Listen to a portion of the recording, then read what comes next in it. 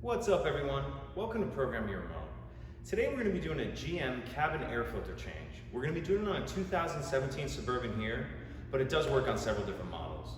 So what we're going to need to get started is our new air filter, and then you're going to need a number 15 Torx bit. A number 15 Torx bit. So once you have those two things, we can go ahead and jump into it. So we're in the vehicle now, and we're looking at the glove box. You want to go ahead and open your glove box. And then on the right hand side over here, we need to remove this clip and cable. We're gonna pull it down and then we're gonna go out this way with it. So we're gonna pull down and then out.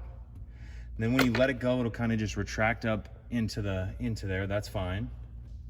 And then on either side of the glove box, we're gonna push in, and that's gonna allow the glove box to come down. So push in and let that drop down.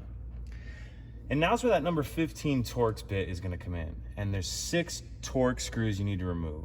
One here, one here, one here, one here, one here, and one here. So I'm gonna go ahead and remove those, and I'll see you in the next shot. So I'm just finishing out taking out the last screw now.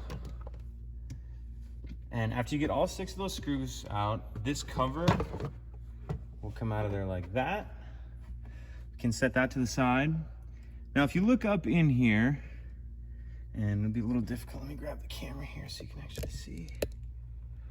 This honeycomb shaped item here, this is actually the door to the cabin filter.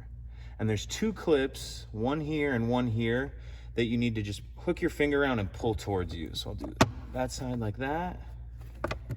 Come over here and do the same thing over here. And we'll get that door out of there.